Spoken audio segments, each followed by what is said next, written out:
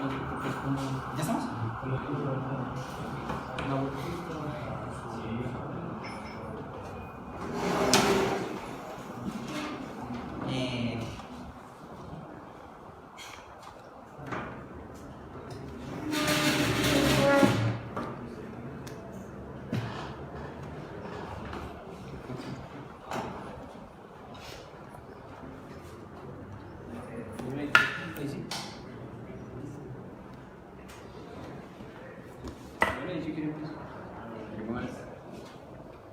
No sé qué y ya arranco.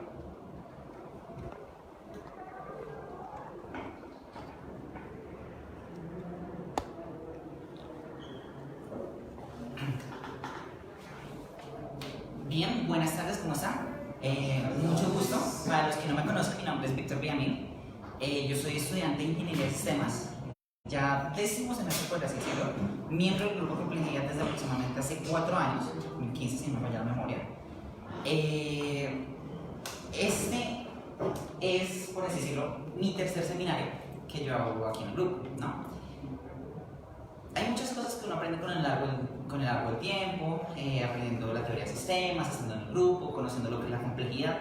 Y entonces uno comienza a descubrir muchas cosas, ¿no? Entonces, antes de arrancar todo esto, yo quiero hacer una breve salvedad sobre el tema. Y es que a nosotros ingenieros de sistemas nos desmeritan mucho, por así decirlo. Entonces yo quiero hoy darle un mensaje a las personas que están también en esta carrera y que tienen el pensamiento de que cuando vayan a salir de la universidad simplemente van a salir a hacer bases de datos, que van a salir a hacer software o que simplemente se van a poner a, no sé, desarrollar videojuegos o cualquier cosa de esas que le dicen no. ¿Por qué aprovecho este espacio? Bueno, alguna vez alguien me dijo ¿cómo así que un ingeniero de sistemas tenía que estar hablando de vida? Dicen, no, nosotros como ingenieros de sistemas podemos hablar de muchas cosas. Por eso hoy quise traer un tema mucho más interesante que era el maltrato infantil como un fenómeno complejo. Entonces, ¿cómo surge todo este tema? Resulta que nosotros como modalidad de grado decidimos hacer un proyecto de investigación que trata sobre el maltrato infantil. Entonces, el maltrato infantil es un fenómeno que tiene muchas caras y tiene muchos lados y tiene muchos actores y tiene muchas víctimas, más víctimas que actores, por así decirlo. Cuando nosotros vamos a mirar la situación a nivel mundial, ustedes se sorprenderían de saber que 3 de cada 4 niños han sido maltratados alguna vez en su vida. Entonces uno diría, no, pero 3 de 4 niños no es... Bueno, puede parecer una cifra escandalosa, y en efecto lo es. Entonces otras personas dirán, no, pero es que ¿qué es el maltrato? No, pues debe ser que le gritaron en la calle, y dije, no, pues es que sus portes se ven. No, el maltrato va mucho más allá de eso. Y eso es lo que yo quiero mostrarles hoy. Quiero hacer una salvedad sobre qué es la complejidad, qué es el maltrato infantil, cuáles son las fases del maltrato infantil y cómo es que ese maltrato infantil hoy en día no está catalogado como un fenómeno complejo, pero tiene todas las bases de un fenómeno de esta categoría. Ahora, una última cosa, si alguien tiene preguntas a lo largo de la presentación, con mucho gusto levanten la mano y hablamos un poco sobre la duda.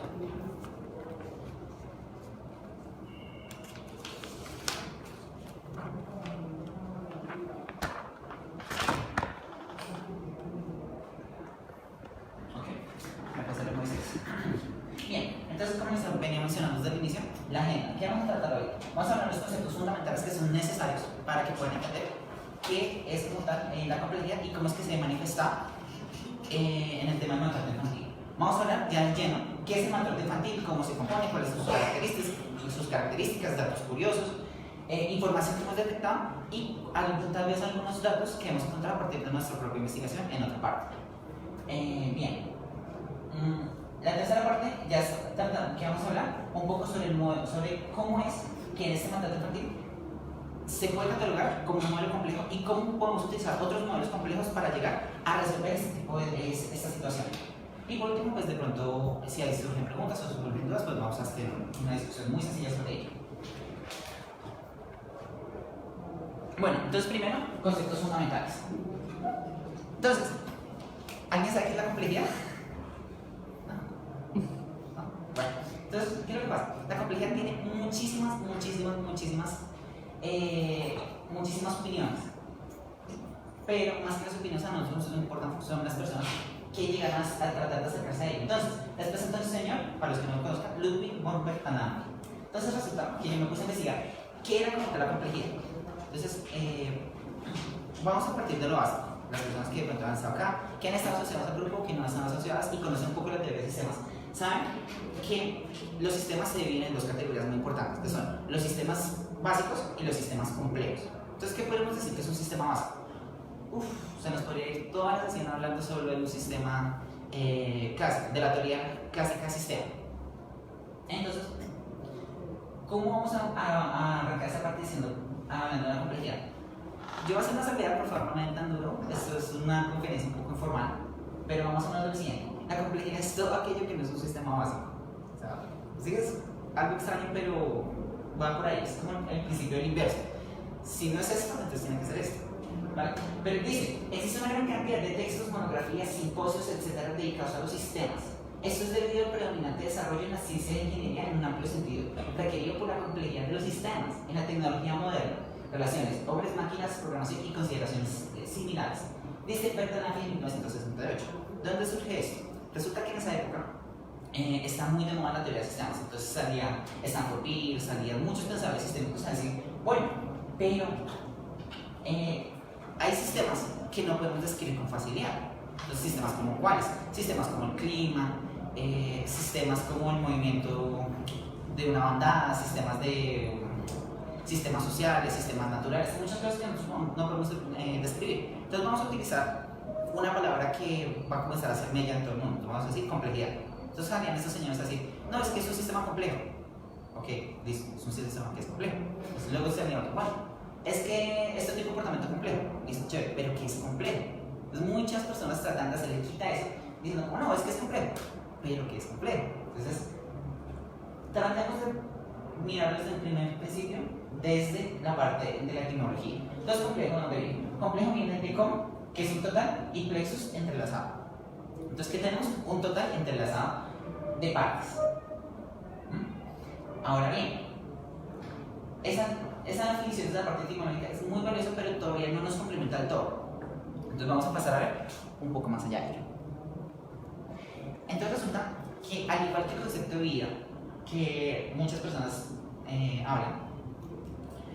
habla de definir la complejidad, es tan difícil como describir qué es la vida. Muchas personas tienen muchas opiniones y muchas cosas. Entonces, ¿a qué se llegó? Se llegó a tratar de un consenso de hablar sobre, en vez de decir qué es la complejidad, describamos a la complejidad. Digamos, no, la complejidad básicamente se define como una serie de factores. Que aparezca un factor no es criterio de que haya complejidad, pero seguramente si hay complejidad existirán estos factores. Entonces, yo sé que eso suena muy enredado y traté de tomar los factores más relevantes para este tema, que son los siguientes. Entonces, tenemos que la complejidad, buena pregunta, ¿alguien tiene dudas sobre qué es la complejidad? Yo todavía las tengo, pero otra vez, si algo que a mí me enseñaron los seminarios anteriores es que yo hablo y muchas personas se quedan, pero ¿qué es eso? Que es normal, es completamente normal que digan, no, es que complejidad es algo que no puede ser dicho, sino que tiene que ser descrito. Pero ¿qué es complejidad? Entonces uno dice, trata de meterse en ese punto, y uno dice, no, pues es muy sencillo y también es algo subjetivo y depende mucho de la persona con la cual uno trate de asociarse. La persona que a mí me explicó complejidad fue en teoría de sistemas y me dio unos criterios que a mí me permitieron entender un poco qué era. Entonces, yo personalmente escribo la complejidad como un alto número de interacciones. Entonces, las personas dicen, ¿pero qué es alto? Y tienen toda la razón, ¿qué es alto? 1, 10, 20, 100, 100.000, 1.000.000. Todos estamos de acuerdo que Facebook es una red social compleja. ¿Pero por qué? Entonces, no, pues porque tiene muchas interacciones. ¿Pero cuántas son muchas? Entonces, si yo conozco a Pepito y Pepito conoce a Pepita, entonces yo conozco a Pepita. Eso es lo que es la ley de transaccionalidad de la matemática, ¿no? A, entonces B, entonces C. Entonces A y C. Pero bueno, volviendo al tema, algunas características que es la complejidad son las siguientes. Son la autoorganización. Nosotros, aquí como grupo, para los que no hayan escuchado, hicimos un encuentro grandísimo que vinieron personas internacionales y hablamos un poco sobre el tema. Me perdonarán otra vez, yo lo sinteticé a un par de líneas, que es casi una grosería, pero cada una de estas cosas abarcaría días de discusión, solo hablando de la sinergia, ¿no? Pero bueno, entonces autoorganización es un proceso en el que alguna forma global de orden o coordinación surge de las interacciones locales entre los componentes de un sistema inicialmente desordenado. Entonces, ¿qué es lo que pasa? Básicamente nosotros tenemos un poco de elementos y de un momento a otro, o sea, que están en completo desorden y que están en completo caos y comienzan a organizarse para llegar a hacer algún elemento, tienen alguna estructura, seguir algún patrón, algo hacen, pero desde un momento a otro, del desorden, surge el orden. Como que les digo, como por ejemplo una colonia de hormigas, que es el ejemplo favorito de todo el mundo. No, que me muero, una colonia de abejas. Entonces, una colonia de abejas, ¿qué es lo que hace? No traje que. Bueno, pero el caso es que la colonia de abejas simplemente sigue directrices muy básicas: encontrar la comida, traerlo y repítanlo. Entonces, eso suena sencillo, pero es mucho más complicado de lo que parece. Entonces, ¿qué es? Ir hasta la flor, extraer el polen, ir hasta la otra flor, obtener la carga completa, buscar la ubicación del panal de vuelta, luego marcar la ubicación a las abejas compañeras, todo ese tipo de cosas. Entonces, otra vez, de ahí más o menos va surgiendo la autoorganización, de que ellas han encontrado patrones, o bueno, cosas chiquiticas, que al final de cuentas terminan afectando a toda la colmena. Entonces, simplemente las abejas bailan, por así decirlo, bailan para indicarle a las otras abejas que están cercanas diferentes cosas. Entonces, por ejemplo, yo algunas veía que una abeja encontró un tazón de azúcar. Entonces, con ese tazón de azúcar, bueno, yo no lo vi, lo leí, ¿no? Con ese tazón de azúcar bailaba para indicarle a las otras abejas que en distancia a ese tazón. ¿Eso qué repercusiones tenía localmente? Pues nada, la abeja solo estaba bailando. Pero la colmena, ¿qué significaba? Que la colmena iba a estar mejor provista por alimento. Entonces, toda la colmena iba a comenzar a trabajar en aras de conseguir una nueva fuente de alimento. ¿A partir de qué? Del baile de una abeja. Emergencia. La tesis de la sabiduría colectiva suscita la idea de que el encuentro de interacción entre individuos produce un resultado que no se encontraba en el nivel de las partes. Esta aparición de una cualidad nueva a nivel de tareas es lo que se denomina emergencia. Entonces, es lo mismo que nosotros decíamos, que de la autoorganización. Así como nosotros hablamos, bueno, pero aquí hay que hacer una asamblea. Mientras que en la autoorganización nosotros hablamos de una estructura y de un patrón que tiene que seguir este sistema, en la emergencia estamos hablando de un comportamiento. Hay que hacer esa asamblea, comportamiento y estructura como tal del sistema. ¿Emergencias como cuáles? Entonces, nosotros podemos decir que emergencia como tal. ¿Qué les pongo un ejemplo sobre emergencia? Muy rápidamente. Cuando las personas van caminando y de repente tienen que llegar a un lugar, pero en aquel lugar está bloqueado, entonces ellas tienen que cambiar de ruta. Pero entonces, eso es donde surgió, a partir de un cambio que había. Entonces, ellos tomaron una nueva determinación. ¿A partir de qué? De pasos sencillos. Simplemente, en vez de moverme en la dirección A, B, C, D, voy a cambiar mi trayectoria y voy por una curva. Entonces, ahí un ejemplo. ¿Qué otro ejemplo nosotros vemos?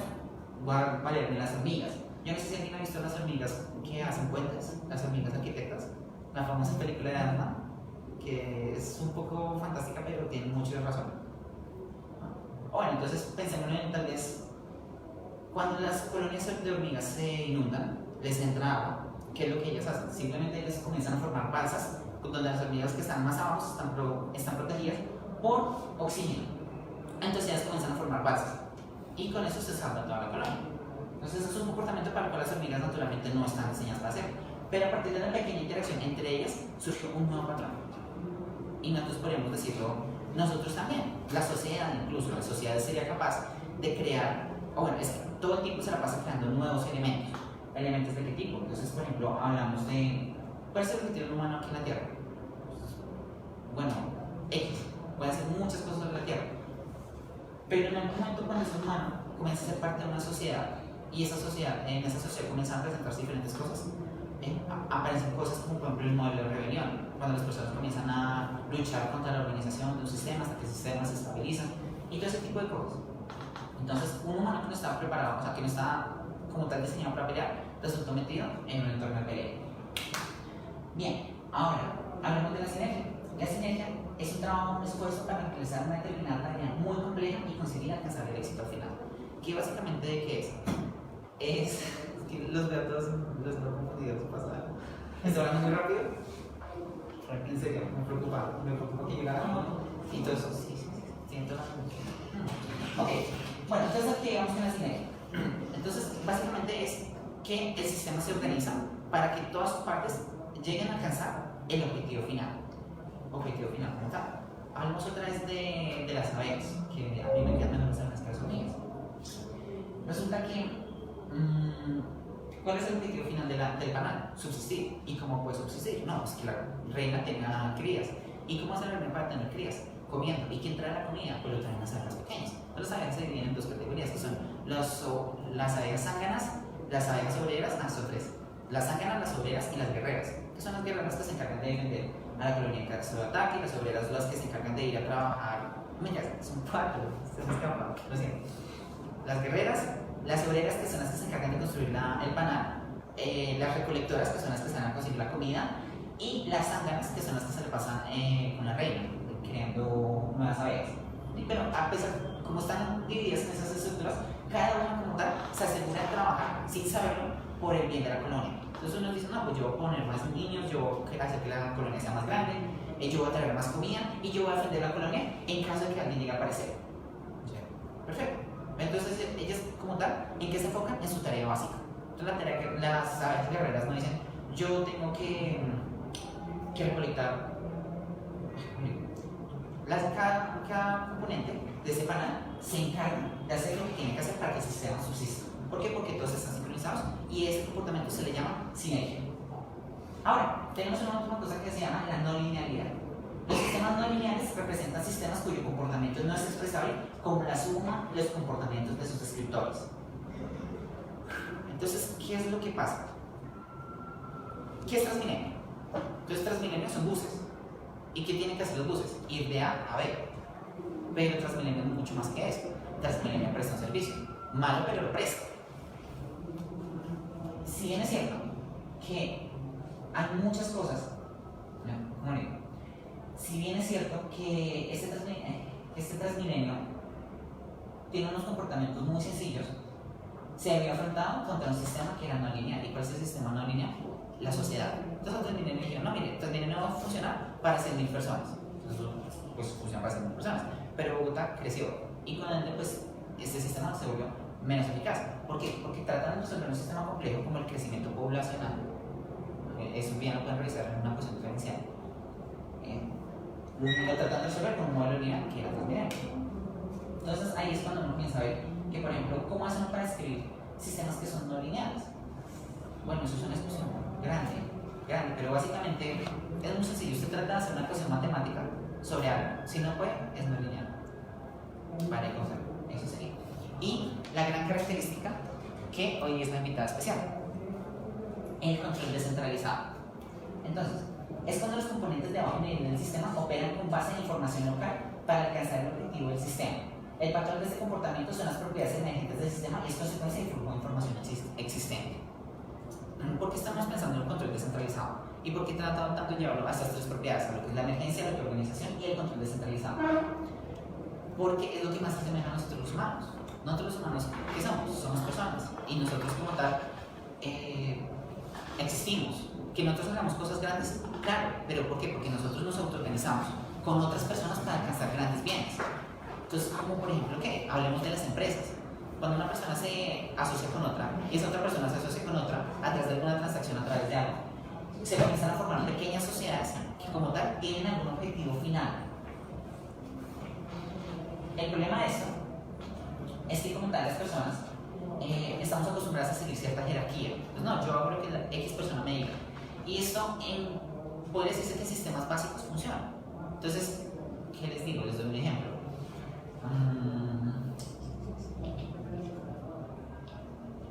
Supongamos una cena familiar. Entonces, una cena familiar, una mamá le dice al niño, bueno, usted vaya y cómpreme pepino, tomate, cebolla, arroz, pollo y champiñones. Listo, el niño va y los compra porque eso fue lo que se le mandó. Y eso es muy claro, ¿por qué? Porque es una población, puede decirse, muy pequeña. Pero si nosotros le fuéramos a decir a un chef que prepare ese mismo almuerzo para 200 personas, ¿qué tiene que hacer el señor? Pues entonces el señor tiene que seguramente tener su propio equipo de asadores, tiene que tener precisamente su propio equipo de personas que compren, sus organizadores, sus meseros, y entonces la organización va creciendo mucho más. Pensemos ahora mucho más en una organización tan grande como lo es, por ejemplo, Amazon o como lo es Microsoft. Para las personas que no sepan, Microsoft utiliza pequeños grupos modulares de 10 personas que en el modelo Scrum, si no estoy mal. Y esos pequeños módulos se encargan de tareas muy sencillas. Pero ¿dónde surgen esas micro tareas sencillas? De que esos grupos pequeños de Scrum interactúan con su grupo más cercano. Y este grupo más cercano entiende hacia dónde va y cuál es el objetivo que tiene que cumplir. Entonces yo necesito esto, pero ¿qué necesito para cumplirlo? Preguntarle al otro grupo. Y el otro grupo que necesita, preguntarle al otro grupo. Y así se va expandiendo una red de control. Aunque a pesar de que en alguna parte del sistema siga, chicos, necesitamos hacer esto, las órdenes se propagan, pero como son hechas, depende ya de cada uno. Listo. Entonces ahora sí, vamos a hablar del tema el maltrato infantil como tal. Entonces yo quiero saber, antes de arrancar, quiénes son, si de pronto alguien conoce algo de maltrato infantil fuera lo básico. Si alguien ha hecho un curso de psicología, alguien tiene algún psicólogo cercano. ¿No? ¿Nadie? Ok, entonces eso es una revelación. Listo. Entonces, ¿qué es lo que va a maltrato infantil?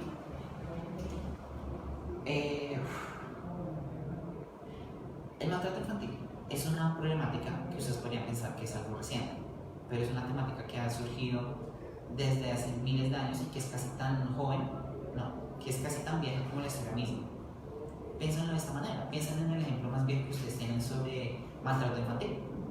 Entonces, mitológico no, porque normalmente de la mitología siempre surge algo real. Alguna exageración, pero siempre surge. Entonces, por ejemplo, en mi caso, el ejemplo más viejo que yo me acuerdo sobre el maltrato infantil viene de la Biblia. Cuando el Señor le pidió a Abraham que sacrificara a su hijo. Entonces, ¿qué fue lo que hizo Abraham? Dijo, sí, Señor, yo voy a tomar a mi hijo y lo voy a sacrificar. ¿Eso qué es? Eso podría considerarse como un tipo de negligencia, por así decirlo. O incluso un maltrato psicológico, ¿no? Mi papá me va a matar. Pues, ¿qué consecuencia que el niño no de por vida? Eso sí, es algo bíblico, pero de alguna parte tienen que salir esas historias. Pensemos en otra parte. Pensemos en la Anunciación, cuando llegó la paloma y le dijo a la Virgen María, María, vas a tener un niño. Listo, María, perfecto. Llegó y a Herodes le contaron, Herodes, van a ser un niño que va a destruir tu imperio. ¿Qué hizo Herodes? Ni corto ni perezoso, mandó a sus legionarios y masacró a todos los niños de un pueblo. Pero entonces para ellos eso fue completamente normal, porque pues era el rey lo ordenaba. Entonces si el rey quería matar a todos los niños del mundo, pues bien podía. ¿Por qué hago esta mención? Porque el maltrato estaba normalizado en esa época. Es hasta muy reciente que el maltrato infantil dejó de ser una cosa y comenzó a convertirse en una problemática. Entonces, para los que están perdidos, ¿qué es el maltrato infantil? Los abusos y la desatención, bueno, esto es según la definición del Ministerio de Salud. Los abusos y la desatención de que son objeto de los menores de 18 años e incluye todos los tipos de maltrato físico o psicológico, abuso sexual, desatención, negligencia y explotación comercial o de otro tipo que cause o puedan causar un daño a la salud, desarrollo o dignidad del niño o poner en peligro su supervivencia. Entonces, resumamos. Básicamente el maltrato infantil es todo aquello que vulnera los derechos del niño. ¿En qué aspecto? O sea, cualquier derecho que haga que el niño se vea afectado en su libre desarrollo. ¿Su libre desarrollo cómo? En su desarrollo físico, en su desarrollo mental, en su desarrollo espiritual, en cualquier cosa. Entonces, aún hoy en día, nosotros vemos que los derechos del niño son libremente vulnerados. Entonces, sí, vivimos en una sociedad de derechos, pero ¿qué tipo de derechos se nos están dando? Así como nosotros tenemos derechos, tenemos deberes. Entonces, aquí es lo que yo veo con esto. Libre desarrollo de la personalidad. Es una crítica muy fuerte. Porque aún hoy en día a los niños se les sigue adoctrinando y eso las personas lo siguen viendo normal. ¿Por qué?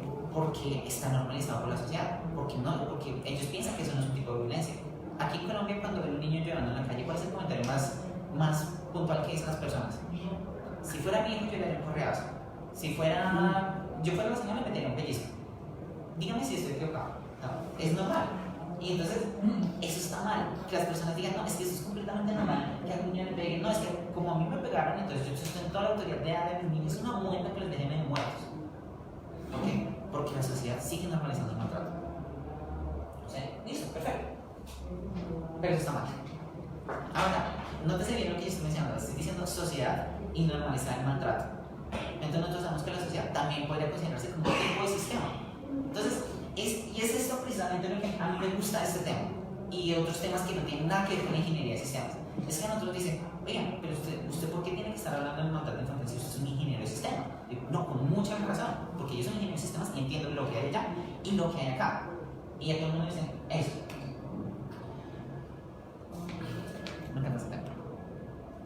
Entonces, vamos a mirar un poco sobre qué son los tipos de maltrato infantil. Entonces, ¿qué es el maltrato infantil? Tenemos 4 tipos Bueno, hay otros dos, los voy a mencionar muy rápidamente, pero no es el objetivo de esto. Hay cuatro que son muy conocidos, que son, primero, el maltrato por negligencia. ¿Qué es? Es la condición en la cual los padres o cuidadores del niño privan de los elementos básicos para el correcto desarrollo físico, psicológico e intelectual cuando se le pueden brindar.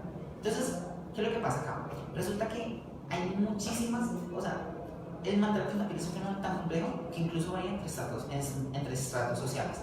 El maltrato infantil por negligencia no es lo mismo en estrato 1 que en estrato 5. Sí, se sorprendería que en estrato 5 y en estrato 6 también hay personas que maltratan. Pero entonces ya vamos a resolver ahí. Entonces, ¿qué pasa con la negligencia? Entonces, la negligencia es que yo cojo y tengo las formas para dar al niño lo que necesita, pero no lo hago. O incluso no las tengo y no soy capaz de conseguírselo, y tampoco hago nada por intentar conseguirle al niño eso o lo que necesite. Y las personas dicen, ¿pero qué es negligencia? No, pues negligencia no solo va a la falta de comida, también va a la falta de afecto, también va a la falta de ropa limpia, también va a la falta de cuidados odontológicos. Se sorprendería la cantidad de diagnósticos. Bueno, pausa acá. Este tema de maltrato infantil está asociado a nuestro proyecto de investigación. Actualmente yo estoy desarrollando mi tesis de grado junto con una compañera que me manda saludos. Estamos trabajando sobre el maltrato infantil y nosotros propusimos una cierta solución que no es grande, pero puede ser muy funcional en un futuro.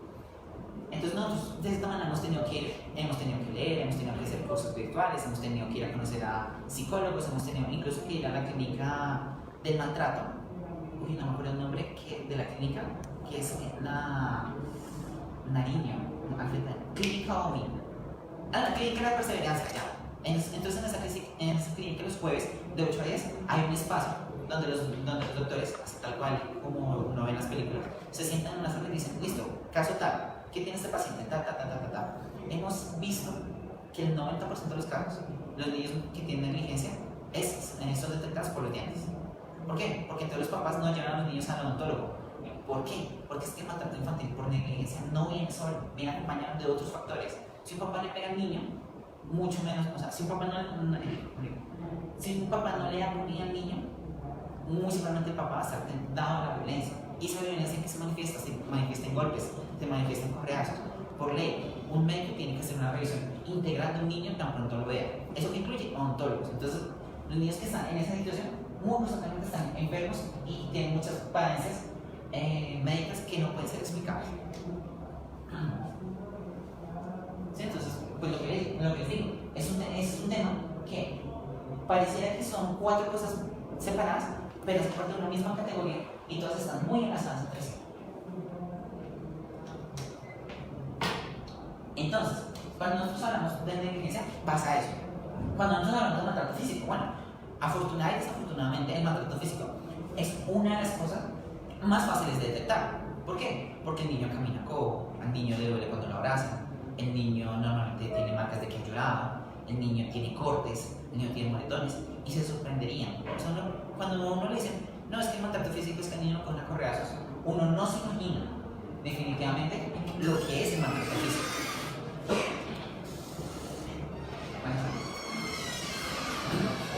Entonces, les cuento una cosa muy rápidamente.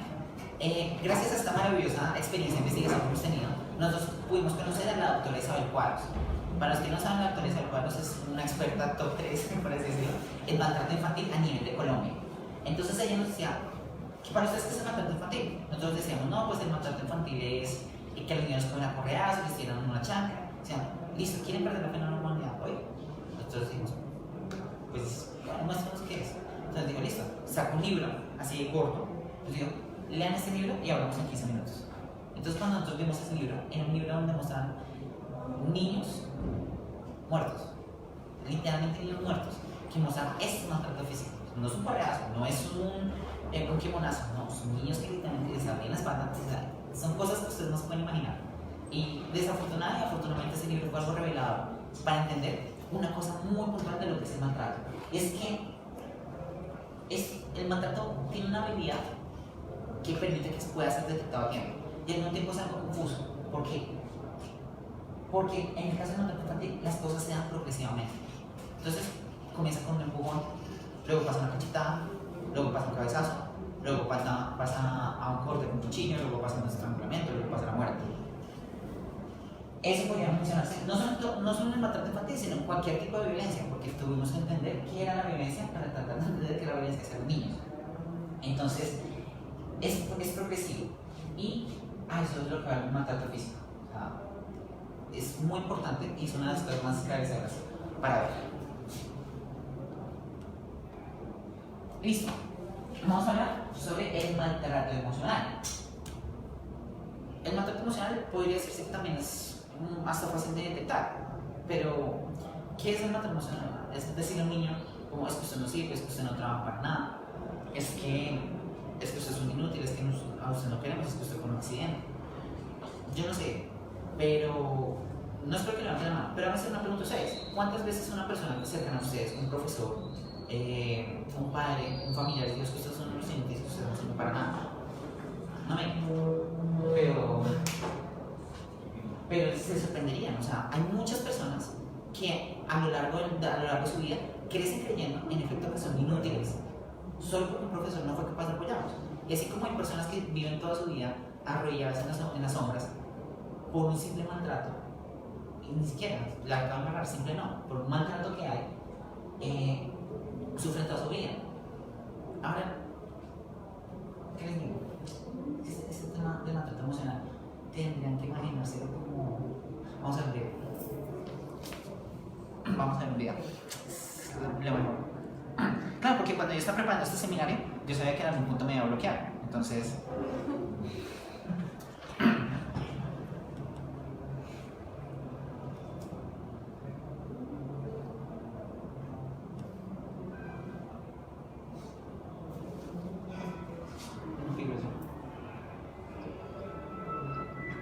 Ella es Ana, se las presento. Están haciendo un experimento social. Entonces ella está en la calle, está vestida.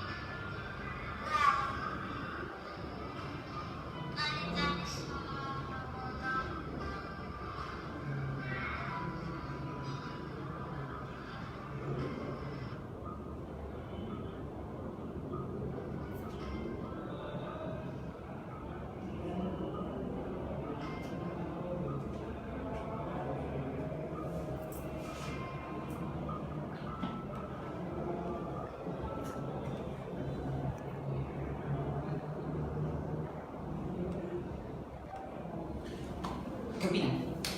Esta es una pregunta para ustedes. ¿Qué opinan del video? Bueno, entonces les doy mi opinión. Con un experimento. Piensen cuántos segundos tiene un minuto.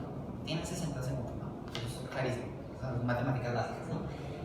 Cada segundo que pasa, imagínense este mundo tan grande que hay, ¿no? Entre más inteligente sea una persona, más grande es esa capacidad de ver lo que pasa en el mundo. Piensen en los países, piensen en África, piensen en Europa, piensen en Siria, piensen en Irak, piensen en Afganistán, piensen en Estados Unidos, piensen en Ciudad Bolívar, piensen en Tunal.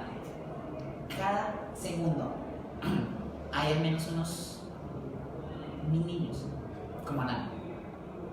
Entonces, cuando yo vi este video, a mí me dio mucha pena y de cierta manera me motivó un poco a que nosotros como ingenieros, ¿no?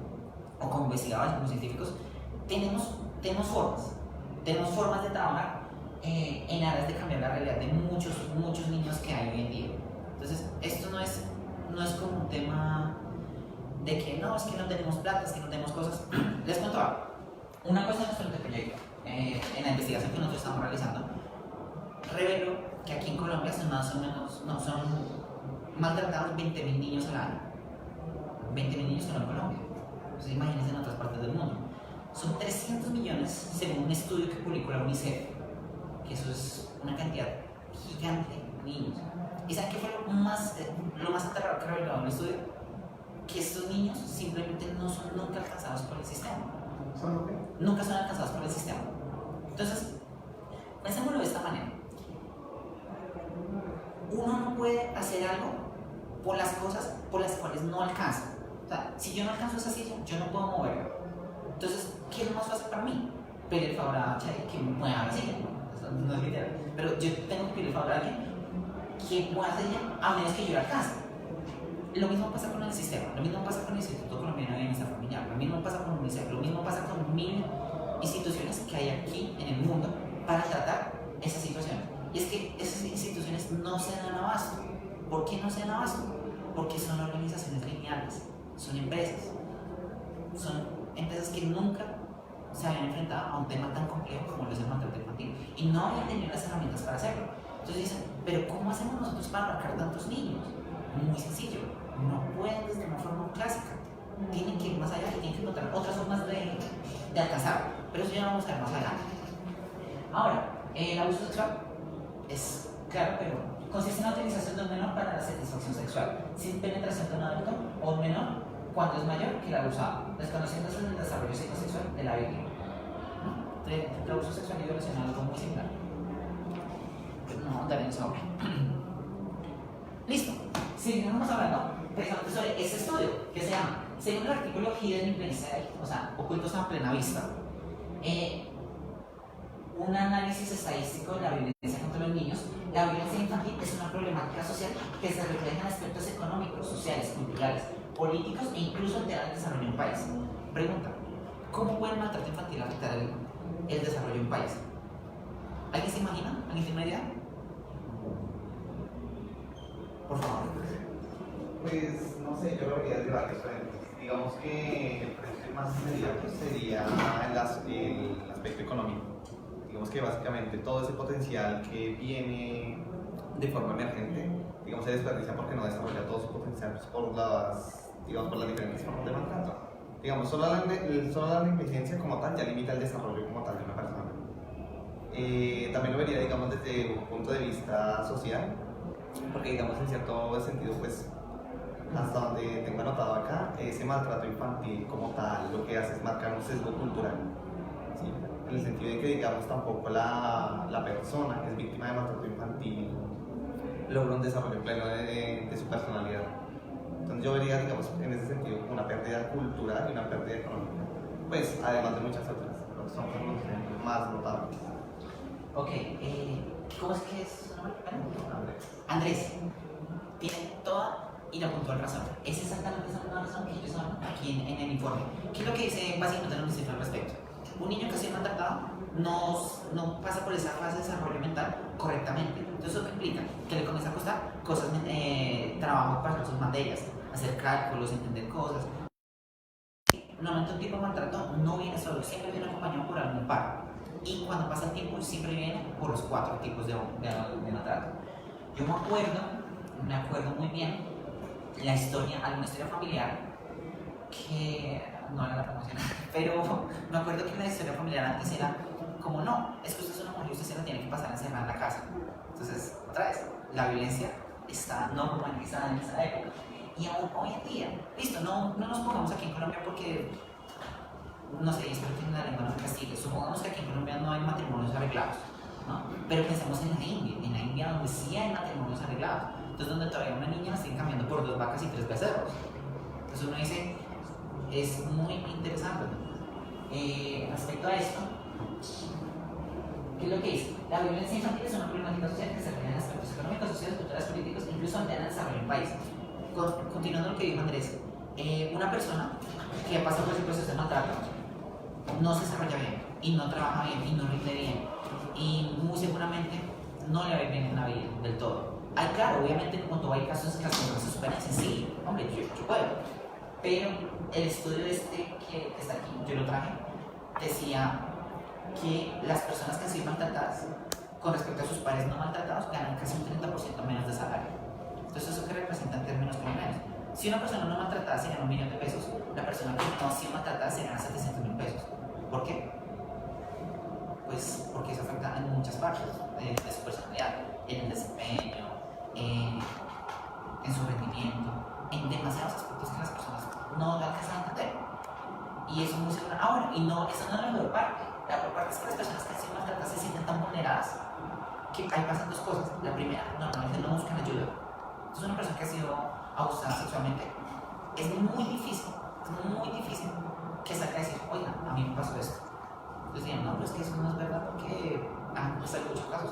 Claro, pero es que eso es hasta recientemente cuando hay un movimiento mundial muy fuerte que aquí otra vez se refleja la complejidad. ¿Cómo es que movimientos en Hollywood, cómo es que este señor, el director de películas Harvey Weinstein, alborotó un movimiento tan grande llamado Movimiento Me Too, que fue apoyado mucho por el movimiento feminista y que eso despertó la conciencia de las personas para que salieran por fin a denunciar a sus agresores? Y eso no solo pasó ya, bueno, yo creo que esto también va a comenzar a pasar aquí en algún futuro cercano, pero bueno, eso no es una especulación. El caso es que este tipo de maltrato afecta mucho a las personas y a largo plazo afecta a la economía de un país. Ahora, este informe termina con esta frase. En el mundo se presentaron aproximadamente 300 millones de casos sobre violencia a menores entre los 2 y 4 años. Es decir, desde cada 4 años presentaron maltrato físico, según las encuestas de UNICEF. Entonces, ¿cuál es el mayor problema del maltrato? La falta de denuncias. ¿Pero por qué la gente no denuncia? Sencillo. El miedo a denunciar, en sociedad honor familiar, cuando es algún miembro que es maltratado y que prefiere callar, anteponer la estabilidad familiar sobre la seguridad del menor maltratado. Entonces, vamos a mirar por partes. Primero, el miedo a denunciar. El caso estrella que la doctora Giselle nos presentó fue el siguiente. Imagínense una familia estrato 5, ¿no? Mamá, hija y padrastro. Listo, perfecto. La mamá no trabaja y la niña tiene 5 o 6 años. ¿Qué es lo que hace el padrastro? El padrastro se las pasa humillándolas constantemente, diciéndoles, ustedes no sirven, es que ustedes nada, y se la pasaba tocando a la niña indecentemente. Entonces, pero la mamá, ¿por qué no hacía algo? Es su hija, la tiene que defender. No, porque es que ese miedo a denunciar no solo se refiere al miedo al agresor, se trata también de un miedo por el futuro inmediato de esa persona. ¿Cómo hace miedo en el futuro inmediato de esa persona? Listo, yo soy una mamá, denuncio a un tipo que me estaba manteniendo, el tipo se va, quedo yo sola, termino en la calle porque yo nunca he trabajado toda mi vida. Y eso es un caso muy común. Bueno, que yo lo sepa, no, pero las escuelas con las cuales hemos hablado, sí. Hay actores que salen en televisión incluso que han sido demandados por un tema y las personas salen tiempo después y dicen, oye, no podía, porque no solo un miedo al tipo, sino es un miedo por mi situación. Y bueno, eso no es el mejor caso de estrato 5, que hacen los estratos bajos. Sale la mamá diciéndole, oiga, mi ex esposo me estaba pegando y me dijo que si yo no lo abandonaba, me iba a matar. Y la fiscalía dice, pero es que no tenemos una causa probable. Chinito, no puedes. Y dice, bueno, listo, no hay problema, cuando me mato, pues yo vuelvo. Y en efecto, la matan y vuelve a medicina legal. Entonces, y eso quiero que lo tengan presente. Fue a la fiscalía, puso la denuncia, pero la fiscalía que hizo, la descartó. La buena noticia es que eso no solo pasa aquí en Colombia. Ensuciar el honor familiar cuando es algún miembro quien maltrata a otro que prefiere callar. Entonces, otro caso muy particular con el cual se hacen chistes en internet todo el tiempo. No, es que mi tío. No, es que vino a visitarme mi tío. Y así, acá, ¿verdad? No, es que mi tío. Pero eso es la verdad de muchas familias rurales. Pensemos en qué. Yo me acuerdo, y me corregirán, pero hay un pueblo aquí, no, hay una vereda en Colombia, que es sobre primos, ¿no? Entonces ellos dicen, no, pues es que es normal que nosotros tengamos relaciones entre primos. Pero era por lo mismo que yo mencioné al inicio, es que se normaliza la violencia a un punto en que comenzamos a vivir en un país macondiano, por así decirlo. Anteponer la estabilidad familiar sobre la seguridad del menor maltratado. Bueno, lo que les mencioné en primera instancia. Y cuarto, la falta de leyes seguras para denunciar y tener protección del maltratado una vez denunciado. Además de no existir una prohibición legal explícita en la que se sancionen todo tipo de maltratos hacia los menores por parte de los padres. Entonces les pregunto yo, si yo les dijera, no, es que en la ley está escrito que cuando una persona hace una denuncia a otra y en esa denuncia están afectados los niños, ¿es posible arrestar a la persona? Ustedes me dirán, no, pues obviamente, porque es que lo que va a denunciar. No, la ley está llena de huecos legales, o sea, pero es que es grandísimo. ¿Alguien me lo ve? ¿No? ¿Nadie ve la novelas?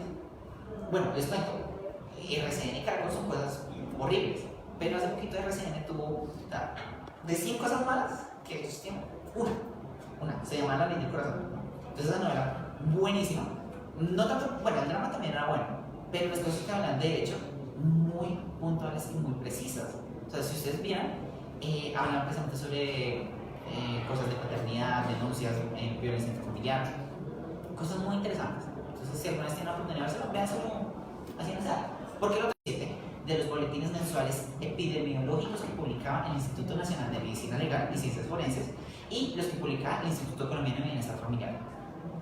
¿Qué creen que pasa cuando nosotros comparamos los informes del Instituto Colombiano de Bienestar Familiar y de Medicina Legal? No coinciden.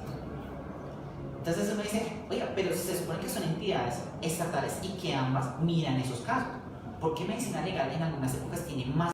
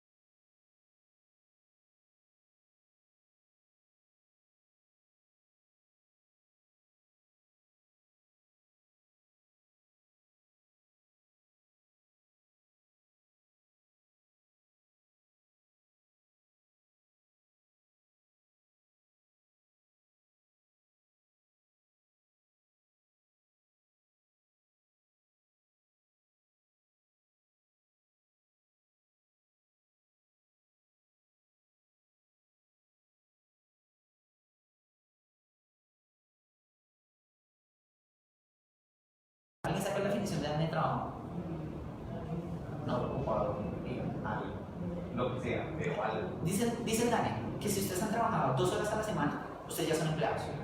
Esa definición no es de ayer, de ayer. Eso lleva casi. Yo me acuerdo que cuando estaba en el colegio para un resultado que él egresaba, una profesora nos dijo de economía, chicos, investiguen cuál es la definición de trabajo. Cuando nosotros fuimos a mirar, oh sorpresa, si usted ha trabajado 2 horas en la semana y le han pagado 5.000 pesos, usted ya es empleado. Y aún así, hay un 10% de desempleo este año. Entonces, imagínense si eso pasa con el trabajo. ¿Cómo serán estas cifras de perversas? y demostrado. Cuando el que quiera, con mucho gusto, yo le puedo mostrar que las cifras del bienestar familiar y de medicina legal no coinciden. Y listo. Saltemos ese tema. ¿Quiénes son los afectados? Un paréntesis ahí, Víctor, y es que hasta 1970 el trabajo, la palabra trabajo, porque el lenguaje de evolución, trabajo era considerado trabajo físico. Y el oficinista no era un trabajo. Gracias por saltar, profe Benjamín. Bonito proyecto. No mentiras. Bueno, ¿en qué vamos? Sí, no, ya después de 3 seminarios uno coge confianza acá. Es que eso es otro tema también muy grande. Es que este tema de maltrato infantil se ve tan corto, pero tiene tantas cosas por dentro. Yo les puedo decir que el Instituto Colombiano de Bienestar Familiar es casi que muy reciente aquí en Colombia. O sea, incluso en el mundo. ¿Saben cuándo fue la primera vez que se acotó el término de niño maltratado? 1953. Porque antes se les conocía como síndrome del joven golpeado o algo por el estilo. Entonces, ¿y de dónde surge eso? Me dice que en los años 1880 entre el 1900, hubo un investigador que yo no me acuerdo cómo era el nombre, se lo estoy viendo, el que me pregunta, y resulta que él veía niños en la calle de París, botados en el piso. Entonces el tipo que, hombre, ¿qué es lo que está pasando? ¿Por qué hay tantos niños botados en la calle? Entonces resulta que eran niños sin hogar. Y entonces cuando los veía, no solo eran que estaban botados en situación de calle, sino que tenían moretones. Entonces uno decía, bueno, ¿y qué es eso? O sea, ¿cómo así que están botados en el piso? Entonces decían, no, pues ¿qué es eso? Un niño maltratado. No, en esa época eso se llama síndrome del joven golpeado. Fue hasta 1970 y pico que ya comenzó a surgir este tema de las Naciones Unidas. Las Naciones Unidas comenzó a tratar de acoger a los niños, trató de comenzar como a hacer todo este proceso. Pero ese proceso de maltrato es muy reciente. O sea, es casi podría decirse que es como el hermanito mayor de la rama de la ingeniería de sistemas, que es como en 1920 y algo, 50. Sí, entonces, imagínense ciertas. Ahora, disparidad, falta de seguimiento riguroso por parte de las instituciones, que era lo que yo les mencionaba, y la ciudad más maltratadora, sorpresa. Cabe agregar que la ciudad que presenta mayor número de menores maltratados en sus hogares es Bogotá, con 3.574. Entonces uno dice, 3.574 niños maltratados aquí en Bogotá. Ojo, esto es de 2017, no es de este año ni del año pasado, sale de aquí. ¿Qué es eso que representa? La unidad de tiempo ahí es que... Años. No quiero pasarme tiempo. Bien, ¿en qué vamos? Así. Nosotros comenzamos a encontrar una relación aquí en que entre más grande la ciudad, más maltratados y peor si son capitales. Entonces yo no quiero ver las cifras de Bombay, India. Ahora, otra cosa muy puntual, o sea, es que hay una fuerte relación entre lo que es el violencia intrafamiliar y el maltrato infantil. ¿Por qué está mayor todo este tiempo? O sea, ¿por qué es algo tan feo lo que es la complejidad a lo que es el maltrato infantil? Porque yo necesito que ustedes vean que todo esto está relacionado de alguna forma. Hay actores, hay interacciones, hay cosas que son invisibles para nosotros, hay actores que están y que todavía no hemos visto. Entonces, cuando yo hablo de maltrato infantil, ¿qué piensan las personas? Pensamos maltratador y maltratado, nada más. Pero ahí hay muchas otras personas. Está el vecino, está el otro familiar, hay muchas personas que están en este proceso, pero que simplemente son indiferentes, tan indiferentes como cuando Nana se vistió con ropa sucia. Así de diferencia las personas. Aquí están las cifras que les decía. Entonces, aquí está, fue 2015. Bueno, entonces acá el caso es que 2015, qué pena. Estos son los boletines de bienestar familiar, no mentiras, del Instituto Nacional de Medicina Legal. Entonces, muy juiciosamente, es una tarea dispendiosa, se los puedo asegurar. Miramos, ¿cuántas personas fueron reportadas en tal fecha? Tal, y aquí hay encuentro, ¿no? Muy posiblemente esta cifra puede estar durante la, pero era alta, ya les voy a explicar dónde surge eso.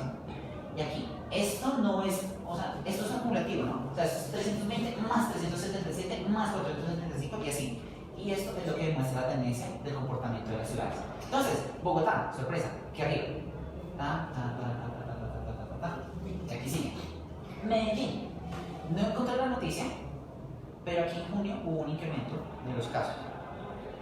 Yo sé que no es tan alto, pero ¿por qué hubo un incremento tan feo? Por la teoría del caos. Aunque bueno, esto no es tan lejano, sino es más un poco de causa-reacción. Entonces, ¿qué es lo que pasa? La Secretaría de Salud de Medellín hizo una campaña en las comunas para encontrar y concientizar a las familias sobre el maltrato infantil. Entonces, cuando hicieron la denuncia, cuando hicieron la campaña, ¡pum!, se dispararon los casos. Entonces nosotros decimos, pero qué tan raro. ¿Qué fue lo que pasó en Medellín? Al principio, ¿no? ¿Qué fue lo que pasó en Medellín para que nos haya arrojado este pico?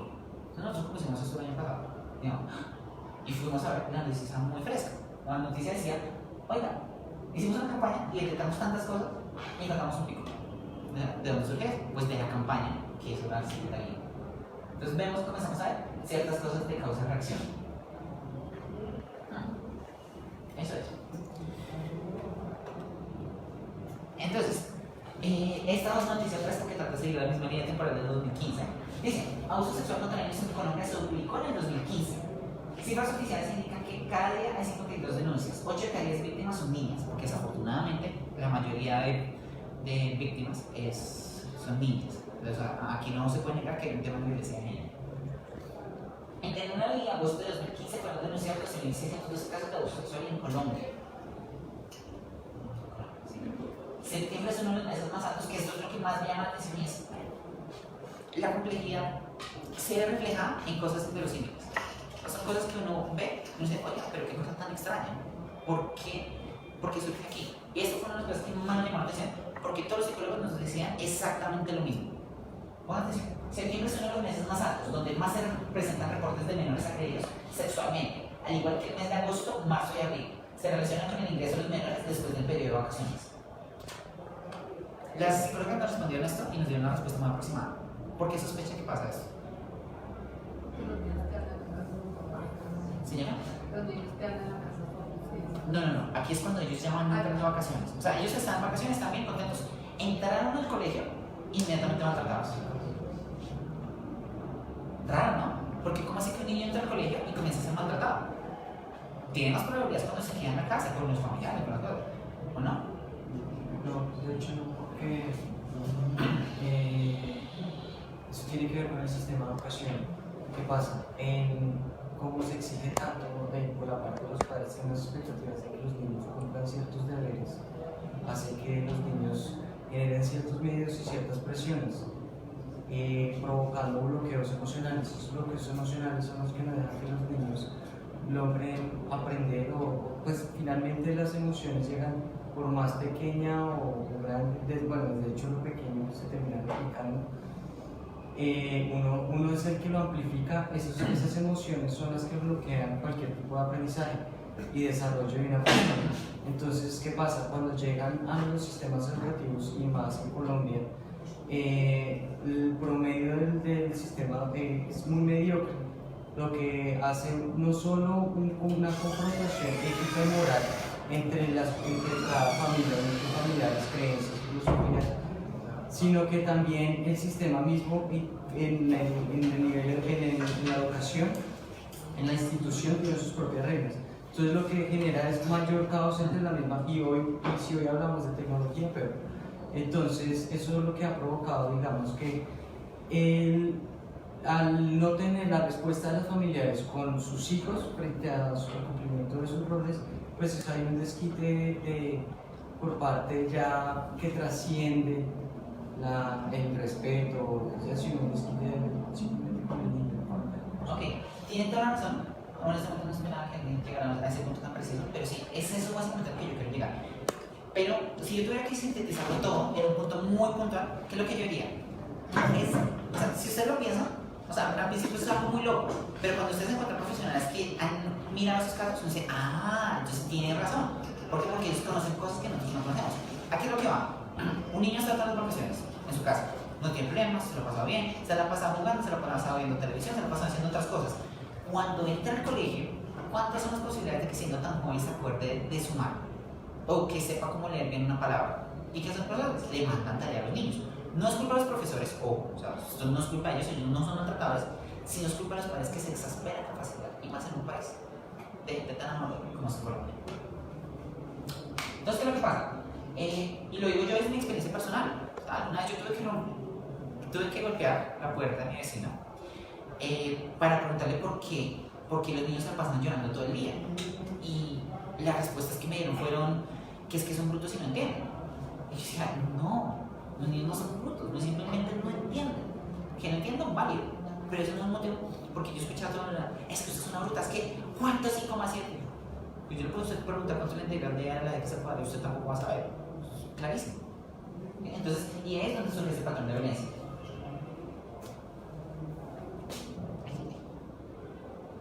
Habitantes de Medellín reconocen que aumenta el maltrato infantil. Yo no tengo nada contra Medellín, lo siento, pero así pasaba. El 70% de los habitantes de Medellín considera que un niño o niña que se ha maltratado repite el ciclo de violencia cuando es adulto. O sea, es clarísimo que cuando un niño se ha maltratado, el ciclo se repite si no se busca atención. Piénsenlo como cuando ustedes no sacan la basura. Si ustedes cogen la basura y la echan a un cuarto, pues no pasa nada. Seguramente donde está la basura originalmente queda libre, pero la basura queda guardada. Y así va a seguir. Es lo mismo que el maltrato infantil. Solo que al maltrato infantil, súmenle que tiene la basura guardada y van a comenzar a aparecer cucarachas, ratones y de cosas. Es prácticamente lo mismo. Ahora, el estudio de UNICEF, ya para terminar esa parte, termina diciendo: tranquilos. Ustedes, para proteger a sus niños, tienen que hacer 6 cosas muy puntuales. Primero, tienen que ayudar a los padres, cuidadores y familias. Si ustedes ven a un padre, a un amigo, a alguien que se pasa problemas con los niños y tienen la oportunidad de apoyarlo, háganlo. Segundo, ayudar a niños, niñas y adolescentes a administrar riesgos y desafíos. O sea, asegurarse que los niños no estén expuestos a riesgos y desafíos a los cuales no vayan a estar preparados. ¿Riesgos como cuáles? El internet. O sea, el internet es una cosa terrible. O sea, así como es de maravillosa, es algo horrible. Porque un niño en cualquier momento se mete y ve una tipa en pelota. O un niño se mete y ve un tipo en pelota. Eso es normal. No me respondan, pero las personas que están viendo el streaming o en general mujeres, ¿cuántas veces cuando eran jóvenes, cuando pasaban por el colegio, perdón, porque te vas diciendo cuando estaban en el colegio, no les ha pasado que pasaban y veían a un tipo con su parte genital afuera? ¿No? Claro, obvio, los caballeros no. Tal vez a mí alguna vez vi y horrible. Pero para muy pocos hombres, eso es algo como, sí, es que el tipo está loco. Pero para muchas niñas eso es una realidad grandísima. Ustedes no se lo alcanzan a imaginar. O sea, así como yo les digo, ustedes de verdad no se alcanzan a imaginar qué es un maltrato físico. Sus esposos, pero no saben la cantidad de chicas que salen del colegio y vienen a un tipo y jugar así. Otras no me respondan, pero tengo una consideración. Tercero, cambiar actitudes y normas sociales que fomenten la violencia y la discriminación. Ok, hay un video, yo no sé si alguien lo vio, de Cristiano Ronaldo jugando con sus niños. Sí. ¿Sí? ¿Tú lo viste? Sí. A ver. Estaba jugando con Déjame los hijos. que lo cuento, pero me vas a corregir si me equivoco. ¿Sí? Entonces, ¿de qué va? Estaba Cristiano Ronaldo jugando con la niña, con la niña atrás y con el niño. Entonces cogía él y le pegaba la pelota. Entonces, ¿qué hacía el niño? Le pegaba la pelota de vuelta. Y la niña estaba atrás, tratando de pegar el balón, pero entonces ella estaba ahí. Y ya estaba esperando que le pasaran la pelota. Entonces, y nunca le llegó la pelota. Entonces se aburrió. ¿Y qué fue? Se fue a la cocina, a la cocinita de juguete, y cogió una escoba de plástico y se puso a barrer. Entonces, sí. Yo sé que esto suena muy chistoso y yo los entiendo a todos, de verdad, de todo corazón, yo los entiendo. Pero, ¿qué clase de papá hace eso? O sea, yo todavía no tengo niños, pero yo sé exactamente qué tipo de niña me voy a criar cuando sea padre. Entonces yo digo, jamás en la vida le pondré una cocina de juguete y la pondré a barrer, porque yo no quiero que mi niña esté barriendo todos los días. Yo no quiero eso. Y me sorprende mucho que a nivel global existan tantas personas. ¿Y cómo hacemos para romper eso? Concientizando a las personas. Porque, corrígeme, el video, ¿cuáles eran las reacciones? Depende. Había muchas reacciones. Había gente con, digamos, que yo no considero esta misma opinión, como no, como está. O sea, es como una normalización de lo mismo de siempre con el rol de la mujer. Y había otras personas como, no, pero es solo un juguete. O sea, era como otra, o sea, se nota mucho también esa normalización. Entonces era como mitad y mitad de comentarios sorprendentemente, porque yo creí que iban a hacer más comentarios como criticando, pero no, si era como mitad y mitad. O pues eso vi en Twitter. Entonces, ese es el tema. O sea, el tema está en que eso está completamente normalizado. Entonces, enfrentarse al problema del maltrato infantil es muy difícil. No podría decir que es complejo, y ya le puedo dar más razones al respecto.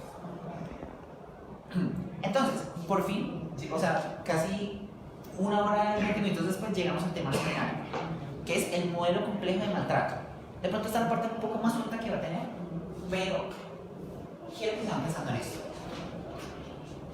Les presento a la diapositiva más sencilla de todo el seminario, pero al mismo tiempo la más esclarecedora. Porque ¿qué es un niño? Un niño es una persona que está sujeta a varios entornos. ¿A qué entornos? A un entorno legislativo, a un entorno cultural, a un entorno económico, a un entorno social, a un entorno ecológico, a un entorno político y a un entorno tecnológico. No sé si se me ha dicho, tecnológico también. Ustedes me dirán, pero usted está exagerando un poco. Yo digo, no, un niño es una persona que hace parte de la sociedad, a menos que viva en la mitad del bosque. Y si vive en la mitad del bosque, pues se regirá bajo la ley de la jungla y hará películas sobre eso. Pero, en este caso, un niño está tratado por muchas cosas. En orden legislativo, ¿cuáles son los derechos? No, ¿cuáles son las leyes que protegen los derechos de los niños? O sea, ¿dónde está la ley de la política del gobierno que dice a todo niño se le tiene que garantizar el almuerzo? Bueno, por ahí está. Estoy dejando un caso, pero todo ese tipo de políticas tienen que estar presentes. Entorno cultural, ¿qué es lo que ve un niño? Entonces el niño está pasando las tardes viendo tubos estéreo. Ok, yo crecí viendo padres e hijos y pues no pasó nada, gracias a Dios, pero porque entré a la universidad. Pero ¿qué pasa con otras personas que no? ¿Sí? En un entorno económico. Entonces, ¿el niño en qué situación está? Se le está dando el recurso que necesita, está bien, está mal. Listo. En un entorno social, ¿qué es lo que vive? ¿Cómo es el barrio? ¿Cómo son las personas con las que interactúa? ¿Cómo es todo eso que funciona? En el entorno ecológico, el niño va al parque, el niño tiene árboles, el niño respira aire, o sea, aire puro. El niño ¿cómo está? En un entorno incluso político. El niño que cumple en su familia. El niño qué es, el niño qué hace, el niño cómo se define. El niño cómo interactúa con esta sociedad que está aquí arriba. Y en un entorno tecnológico incluso. Ya hay niños de 2, 3 años, 4 años que están jugando con tablets. No está mal, pues estamos en otras épocas. Pero ¿a qué contenidos son capaces de acceder a través de esta parte de la tecnología? ¿Cómo es que un niño de estrato 5 que ha tenido la tablet desde los 2 años, ¿cómo es que un niño pobre va a poder defenderse de este niño estrato 5? Va a haber un mundo de diferencia. Entonces, a partir de ese tipo de cosas es cuando nosotros planteamos la idea de nuestro proyecto de grado, pero ya lo vamos a mencionar. Entonces, ¿qué es lo que pasa? El niño está sujeto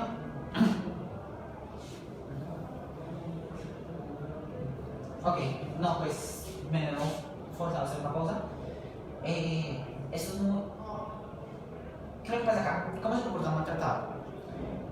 El mayor problema que tiene el maltrato infantil otra vez son las denuncias. Pero ¿por qué las denuncias no aparecen tanto? Les diré razones. Pero hay otro factor que también es igual de importante y es el maltratador como tal. Entonces tenemos que esta imagen,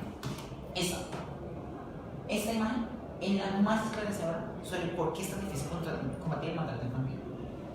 Porque los maltratadores están ocultos a plena vista. Entonces uno nunca sabe con qué tipo de personas está hablando. Personas especializadas, sí. Nos contaba la doctora Isabel y la doctora Giselle que cuando ellos hacen el congreso, así como nosotros hacemos el congreso de complejidad, ellos también hacen el congreso de psicología. Que en esos congresos ellos siempre saben quién es un maltratador. ¿Por qué? Por las preguntas que hacen. ¿Pero por qué? Porque ellas tienen mucha práctica. Pero una persona común no la tiene. Entonces, ¿y quiénes son las personas que tienen que combatir el maltrato? Las personas comunes como tú y como yo. Como tú y como yo, ¿sí? Entonces, esa es una parte muy difícil. Porque es como una persona puede parecer feliz. Puede ser una cosa y puede ser otra. Se sorprendería mucho. Entonces, nosotros pensando en esto, se nos ocurrió, vimos que el niño está sumergido en entornos, y cuando él está sumergido en esos entornos, el niño no está solo. Bueno, yo tengo una pregunta. ¿Alguien tiene todavía dudas de por qué el maltrato infantil se puede catalogar como un modelo complejo? Ok. ¿Sí? Un modelo complejo. Bueno, entonces, claro, tiene más porque pues yo todavía no les he contado tal como es, pero pensé que todos lo están sospechando. Es muy sencillo. Si ustedes se dieron cuenta, el maltrato infantil tiene muchos factores, pero es que muchos factores. Factores como tal, como cuáles: la ubicación geográfica, la sociedad en la que está rodeada, la cultura, el estado del país, el estrato del niño, tenemos las personas que están cercanas a él. Podemos mirar incluso que una persona puede maltratar a un niño sin siquiera quererlo. Tenemos el caso del bebé zarandeado, que es uno de los tipos de maltratos que existen. ¿Qué es el síndrome del bebé zarandeado? Yo tengo al bebé y comienzo a hacerlo así. O, por ejemplo, estoy jugando con él y uy, lo dejo caer y luego lo atrapo. O sea, perdón, aquí, o sea, en algo lo apoyo, lo dejo caer y luego lo atrapo. Para los que no saben, los bebés tienen un cuello muy delicado. Entonces, cuando ellos hacen fuerzas muy grandes, se les puede partir. Y cuando se les puede partir, pues obviamente sufren muchos daños. Entonces, lo mismo pasa con otros aspectos. Cuando mamá le dice, ay, pues es tremendo bobo. Y ella que piensa que se lo dijo jugando, porque creció dentro de un entorno cultural, seguramente fue maltratada de pequeña. ¿Ven? Entonces, son todo este tipo de factores que comienzan a jugar un papel muy fundamental. Y ustedes pueden comenzar a acercarse desde cualquier punto de vista al maltrato infantil, desde la parte de los sistemas. Comenzamos a modelar unas interacciones socioculturales, comenzamos a mirar, a modelar comportamientos familiares, cómo hacemos para resolver problemas precisos, cómo desde la ingeniería de sistemas somos nosotros capaces de hacer que las personas denuncien, o cómo hacemos nosotros para detectar niños maltratados. A nosotros se nos ocurrió una idea y con base en esa idea nosotros hicimos pues nuestro proyecto de tesis. Muy rápidamente, porque no es nuestro objetivo, ¿qué es lo que pasa? Nosotros dijimos, vamos a hacer que los niños sean los que nos digan a nosotros los problemas. Vamos a crear una herramienta que cada niño pueda acercarse a ella, jugar y que sea la herramienta la que nos diga el niño ha sido o no ha sido maltratado. Entonces, eso suena hasta chévere, porque simplemente es que nosotros pasemos una tabla a un niño y con eso nosotros vamos a tener un poco de problemas de las denuncias. Pero esa es una solución de muchas soluciones que pueden llegar a existir. Le tengo preparado una especie de modelo teórico que yo había leído. No es algo formal, pero es algo que me gustaría darles la idea para que comiencen a tratar de entender cómo la complejidad sí se puede comenzar a utilizar para resolver este problema. Entonces, habíamos hablado que los niños están implícitos en sociedades culturales y en esas sociedades ellos interactúan con otros miembros que aparentemente son invisibles, y con esta invisibilidad estamos perdiendo un elemento muy valioso del trabajo, que son pequeñas partículas de detección de maltrato. Si ellos tienen la capacidad de detectar, de vigilar, entonces el otro también va a tener la capacidad de vigilar. Y si todos vigilamos a nuestros niños de forma cercana, pues vamos a evitar maltrato. Pero eso no es solo como decirle como, oiga, es que yo estoy pendiente de mi sobrina, los que está cercano. No, se trata de un esfuerzo mancomunado que tiene que hacer toda la sociedad para alcanzar a resolver este problema, porque solos no podemos. ¿Por qué? Porque somos hormigas de un gran sistema. Entonces, traje este paper que se llama optimización topológica para el rastreo del tráfico urbano en una red. Entonces, ¿qué es lo que pasa? Muy parafraseado, ¿de qué trata eso? Es un paper que ellos toman las calles del segundo anillo de Beijing y tienen aquí como unas cámaras, hagan de cuenta. Entonces ellos cogen y dicen, bueno, ¿y cómo hacemos nosotros para hacer para reducir la cantidad? Porque pues esto consume una cantidad enorme de electricidad. Entonces dije, no, muy sencillo, vamos a aplicar un algoritmo de PCO, Particle Square Optimization, para asegurarnos que la distancia sea suficientemente lejana para que se puedan comunicar. Y en vez de cambiamos la interacción entre de este a este a áreas de alcance. O sea, eso se mete comunicarse de uno a otro, simplemente se comunican con los que tengan alrededor, pero no tengo uno alrededor. Entonces, imagínense que aquí alrededor de cada círculo, alrededor de cada punto, hay un área de alcance. Entonces, mientras que aquí la interacción era de un punto a otro, o que de otro punto se decía de aquí a acá y de aquí a acá, ellos cambiaron el esquema optimizado. Es decir, no, vamos a funcionar por áreas funcionales. Entonces, si yo estoy aquí, me puedo comunicar con mi vecino acá o con mi vecino acá. Y este aquí, al mismo. Bueno, más grande, ¿no? Y entonces se comenzaron a complicar. Entonces, cuando yo veía esto, decía, oiga, pero esto tiene muchas implicaciones y un potencial increíble para comenzar a ser aplicado hacia el maltrato infantil. ¿Por qué nosotros no comenzamos a utilizar este tipo de tecnologías que hay en la complejidad y que ya existen para resolver este tipo de problemas? Entonces, ¿qué es lo que pasa? Así como ustedes veían en la anterior figura, las personas también están conectadas. Si esta persona hiciera un esfuerzo muy grande, simplemente podría proteger a la persona que está cerca de ella. Y entonces si esta persona está conectada con esta otra persona, esta persona a su vez puede estar protegiendo a esta otra. Y por propiedades de la transitividad, A protege a B y B protege a C. Entonces uno diría, esto suena algo loco, pero es hasta ahora un inicio. Yo les puedo decir, hay muy poco, pero es que hay muy poco trabajo a nivel global sobre lo que es la ingeniería de sistemas y la psicología infantil y el maltrato infantil. Nosotros encontramos precisamente podría decirse un pequeño nicho sobre ello. Entonces, eso es como lo que yo quiero dejarles hoy en la cabeza. Así como en la conferencia pasada alguien decía, oiga, pero ¿por qué un ingeniero de sistemas está hablando de vida? Yo quiero decirles a ustedes, oiga, así que ustedes como ingenieros de sistemas están en la completa capacidad, bueno, ni siquiera como ingenieros de sistemas, como pensadores de sistemas, están en la completa capacidad de abordar cualquier tipo de problemas. Así que si nosotros no somos capaces de, por ejemplo, vestirnos de policía o salir así a pelear una guerra física, sí estamos en la capacidad de pelear una guerra virtual con conocimiento, aplicando todo ese tipo de cosas a resolver un problema que necesita solución. Este problema es algo grande, porque otra vez, así como ustedes vieron, no solo hay una anono en el mundo, hay millones de anonos en todas partes. Entonces, más que un discurso motivacional, como sí, podemos hacerlo, no, hay herramientas, pero tenemos que comenzar a enfocarnos en este tipo de campos. Y que cuando nos encontremos con un psicólogo que diga, oye, pero es que ustedes son ingenieros y demás, sí, ¿y qué pasa? Nosotros tenemos cómo acercarnos. Una pregunta. Señor. Dentro de su trabajo, o sea, ahí vimos que en la red había, usted habló de un nodo que era protegía a otros, ¿sí? Ajá. Entonces diría como que el niño y alguien que lo protege, pero digamos en ese modelo contemplado, o sea, hay nodos que pueden ser maltratadores o como, ¿eso es la bola? Sí. Entonces, ¿qué es lo que pasa con eso? No, como tal es un modelo propuesto, ¿sí? O sea, no he escrito un paper, no es algo formal, pero ¿qué es lo que pasa con eso? Nosotros sabemos, algunos de estos nodos pueden estar infectados. ¿Cómo sabemos nosotros cuál es el nodo que puede enterarse en algún tipo de afectación? Esa es una muy buena pregunta. Honestamente, yo en mi experiencia de sistemas diría no, pues nosotros podríamos aplicar un algoritmo de semáforo. ¿Cómo es un algoritmo de semáforo? Muy sencillo. Un semáforo que esté pendiente de determinado recurso. Entonces, yo soy un semáforo y estoy pendiente de este recurso. Yo sé que son personas, pero valgan el animal por un momento. Entonces, yo estoy pendiente del recurso. Si este es un nodo maltratado, o sea, es un nodo infectado, y este también tiene acceso a esta red, entonces, ¿qué es lo que va a pasar? Si él sabe que aquí este recurso está ocupado, este tipo dice, no, yo no puedo acercarme allá.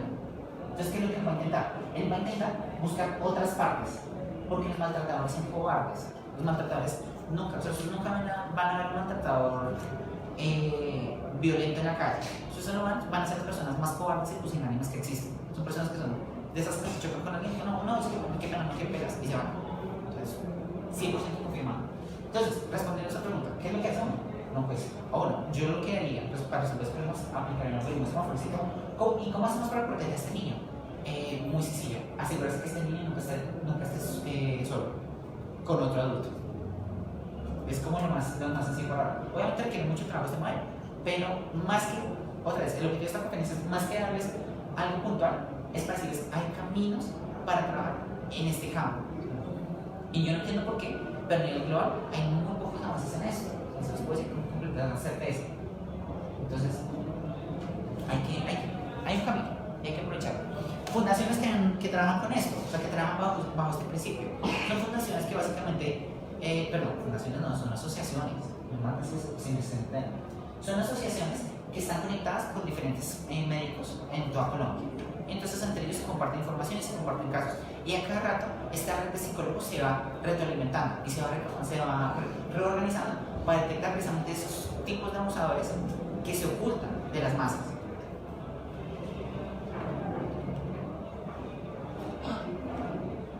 Ahora sí. ¿No sé si? Entonces,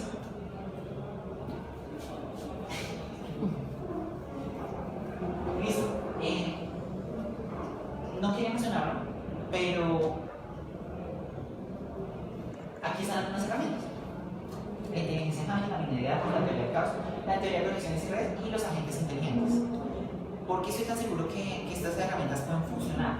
Bueno, porque básicamente nosotros hemos descrito que las personas son un sistema social y si nosotros podemos aplicar algún tipo de estas herramientas a ese sistema social, pero enfocado a los niños, vale la pena hacerlo. O sea, hay modelos de escapes, hay modelos de rebelión, hay miles de modelos, pero modelos para detectar maltratadores hay muy bajos. Entonces, ¿cuál es la respuesta de la gente? Pues los psicólogos que nos hemos encontrado dicen, es que no es posible. O sea, claro, no es posible si usted trata de identificar un maltratador, pero si usted trata de identificar un niño maltratado, usted puede llegar hasta incluso un punto de prevención. Porque acuérdense lo que yo les dije, un maltrato nunca aparece de un momento a otro, siempre aparece escalonadamente.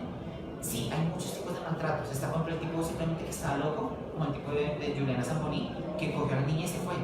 ¿Por qué fue? Porque la niña simplemente estaba desprotegida, no estaba cerca de nadie. Pero un maltratado familiar, si se ve que, si ve que el niño está siendo constantemente supervisado, no puede acercarse. Las instituciones clásicas, el ICBF, el Instituto Nacional de Medicina Legal, no dan abasto. ¿Por qué? Porque son instituciones clásicas que no comprenden la complejidad. Pero nosotros como investigadores estamos en la capacidad al manejar estas herramientas. ¿Cómo? No sé. Yo les puedo decir que personalmente nosotros estamos utilizando un poco de los agentes inteligentes para detectar este tipo de casos. Entonces, ¿qué es lo que pasa? Ya para finalizar, nosotros en nuestro proyecto de tesis decidimos hacer un videojuego que básicamente los niños juegan y con cada interacción que por dentro ellos hacen entre un objeto y otro, o sea, básicamente ellos lo que hacen, pintan una escena. Entonces, por ejemplo, ellos dicen, aquí está la cocina, y aquí ellos, por ejemplo, ponen a un personaje, aquí ponen otro, y aquí, por ejemplo, hay una prueba, que dice que si ellos aquí, por ejemplo, ponen un policía, eso representa que los niños están buscando protección. ¿Que es concluyente? No. Pero es un indicio. Y si ese indicio comienza a aparecer con otros indicios, pues ahí puede pasar algo. Después eso pasaría a la reacción de un psicólogo. Pero esto es una primera instancia, porque imagínense 1000 niños siendo revisados por un psicólogo, no da base, pero 1000 niños a través de una herramienta podría pasar. Obviamente pues esto requiere mucho más tiempo, tiempo que ya se nos está agotando, pero en otra ocasión con mucho gusto me puedo sentar a hablar con ustedes sobre este tema. Bien, entonces ya para finalizar, les quiero hacer esa invitación. No porque nosotros tenemos pensado estos sistemas, representa que nos tenemos que quedar en las bases de datos o en el software. Nosotros tenemos que ir más allá de eso. Entonces, muchísimas gracias por su tiempo y respondo preguntas. Muy bien.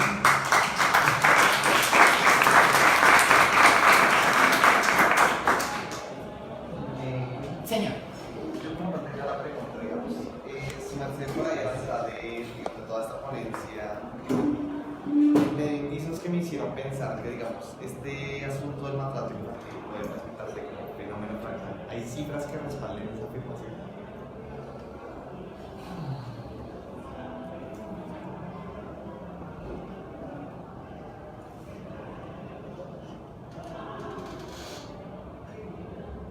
Ok, bueno, dos cosas. La primera, me voy a acordar de una historia de otra clase. La segunda, ya ahora se las cuento. La segunda es, como tal, cifras, no, pero hay factores. Hay factores que llegan a aparecer cuando los niños, por ejemplo, en diferentes épocas. Por ejemplo, ¿qué tienen como ciudad Bolívar y África? La pobreza. Entonces, hay factores que cuando llegan a aparecer, comienzan a distribuirse sucesivamente. Entonces, nosotros podemos ver que es algo extraño, pero no hay mucha diferencia entre una comuna de Medellín y una favela de Brasil. ¿Por qué? Pues, bueno, pues son realmente parecidas, pero en el tema del maltrato infantil, ¿qué hay? Hay pobreza, hay falta de educación, hay falta de control, hay falta de alegría, hay necesidades que no son satisfechas. Entonces, por ahí va. O sea, más que un tema de cifras, veámoslo como un tema de características. Digamos que es como lo mismo cuando uno va a formular un problema. ¿Aparecen casos? No. Está el problema, hay consecuencias y hay causas. Entonces, estas causas son las que en realidad reflejan pequeñas comunidades. O sea, y si lo vemos de esa forma, pues seremos capaces de ver un fractal. De todas maneras, habría que hacer un análisis más profundo porque tendrías que tener los datos y hacerle pruebas de diferentes tipos para verificar, porque así de ojo no se podría estar seguro de que eso es un fenómeno fractal. Listo. Así que, Sí, Lo primero, felicitarlo por atreverse a meterse en muchos cuentos y corroborar lo que hemos dicho siempre, ¿no? complejo no es una cosa en la ingeniería de sistemas, es la naturaleza la que es compleja, es la sociedad la que es compleja, es la cultura la que es compleja, o sea, todo. Y todas las ingenierías y todas las ciencias se van a encontrar con la complejidad. Lo nuevo ahora es que justamente comienzan a aparecer herramientas de hace unos 50 años por acá, teóricas y naturalmente computacionales para tratar problemas complejos. Yo creo que eso es válido y naturalmente sí hay una sorpresa, porque yo veo que un ingeniero me mete en este cuento que suena más como a psicología o a sociología o lo que sea. Pues seguramente los ingenieros vamos a tener que aprender y dejar de ser analfabetas en sociología y en filosofía. Pero por ahora nos han enseñado que solamente nos sirve es el álgebra, el cálculo, y el resto, o sea, es una cosa absurda, ¿no? Nos vuelve mecánico. Yo creo que eso es perfectamente real. Sin embargo, unas dos observaciones en el trabajo simplemente por llamar la atención. La primera tiene que ver con la métrica. Estamos acostumbrados a nuestra métrica lineal. ¿Sí? El milímetro, el centímetro, el decímetro, el metro, el kilómetro, etc. O el minuto, la hora, etcétera, etcétera. Pero realmente las métricas de la naturaleza no son esas. Porque el metro es un invento nuestro. ¿Sí me entiendes? Es una medida. Entonces, en ese sentido, hay unas métricas que son realmente de la naturaleza. Por ejemplo, el ciclo de la Tierra, el de traslación, el de rotación, el de la galaxia, qué sé yo, todos los movimientos. El ciclo de las semillas, los árboles, entonces normalmente hay periodos en los cuales la semilla, y no todos los árboles echan semillas a la misma hora, al mismo día, la misma cosa. Los ciclos menstruales, los ciclos de comportamiento, los ciclos de cuándo se puede hacer reproducción, etcétera, etcétera. Entonces la naturaleza tiene sus propias métricas. ¿Y qué tenemos nosotros que hacer? Pues yo creo que las métricas que nos han enseñado resultan insuficientes, porque vamos a tener que mirar estas métricas. Pero además en las métricas aparece otro elemento de complejidad, y eso acabó con la programación estructurada, ¿cierto? Porque nosotros decíamos, mire, esta es la función principal y de ahí agregamos todas las otras, y cuando esa deja de ser principal, se nos derrumba el juego. ¿Sí me entienden? Y la intensidad, oye, esto es muy importante, sí. Le acaba de dar un infarto, entonces el corazón es muy importante, o un derrame, entonces, y etcétera, ¿no? Entonces hay como ciertas funciones y las relaciones dentro de las redes tienen esa característica porque tienen su propia dinámica. Esto hace, me parece a mí, que es a lo que quería llegar, que por aquí tiene una lámina donde le echa la culpa a la falta de denuncia, si quiere la ponemos, y yo diría, no es una crítica, sino como un llamado de atención a la reflexión. Un poquito más, ¿sí? Ahí. Dice, el mayor problema, y ustedes dan la respuesta, la falta de denuncia. Entonces, un poquito de desarrollo a eso. Si nos lleváramos un poco a los grandes números, yo diría, pues sí, hubo una denuncia. Hubo 2 denuncias, hubo 100 denuncias, hubo 1000 denuncias, hubo millones de denuncias. Y sigue creciendo las denuncias. Y eso no resuelve. Sintiendo la razón. ¿Sí entienden? Sí. Eso no resuelve. Porque es que este tipo de estudios están ocultando otra cosa. Me parece a mí que ahí es donde está la búsqueda nuestra. Y está ocultando el problema de la crisis moral de la sociedad, que tiene que ver con la crisis social, con la crisis económica, etcétera, etcétera. Y el video que usted mostró al comienzo, hay un factor enorme, que son los prejuicios. Si hay una niñita bien vestidita y toda la cosa, nos conduele. Pero si es desgarrada, esa ya es indiferente, saquémosla, me está estorbando aquí en el restaurante, etcétera. Entonces mire que ahí se producen otras métricas. Y nosotros tenemos en la cabeza, nos han puesto unos patrones. Hoy día, simplemente lo que se diga en contra de Maduro, eso está bien. Entonces, cuando hace en el 25 habían vándalos porque estaban pintando paredes. Pero antier que estaban tumbando allá en Venezuela ventanas y cosas de esos eran reglas para la prensa nuestra. Y a veces nosotros queremos que nos digan eso. Y el que diga lo contrario, ese no. Y naturalmente en eso hay un estado, porque me parece, y ahí es donde yo quería llamar la atención, ocurre que esta es una cosa que el maltrato, hay un maltrato que es abierto, pero hay maltrato, muchos de los maltratadores, lo que usted dice es cierto, son ocultos. La denuncia no resuelve eso. La denuncia ayuda para las estadísticas, eso sí es cierto, ¿sí? Pero lo resuelve otra cosa. Por ejemplo, me parece que eso tiene que ver con la educación, me parece que eso tiene que ver con la distribución, con el trabajo. Yo creo que hay que profundizar un poquito más en esa parte. Es como la observación que quería hacer. Finalmente, lo último que yo quería decirte es, afortunadamente estamos en una universidad pública, pero no solamente en la pública, donde podemos comenzar a decir, oigan, la ciencia y la tecnología tienen una función más allá del simple mecanismo. No es una cosa mecánica, esto tiene un impacto y lo importante es que nosotros sepamos, ¿para qué la ingeniería? Pues para que impacte. Algunos lo harán bien produciendo bombas atómicas. Seguramente ningún estudiante de la digital se va a producir bombas atómicas o armas sofisticadas para matar a otros, sino al contrario, para beneficiar a la sociedad. Bueno, profesor, usted tiene toda la razón, o sea, muy cierto.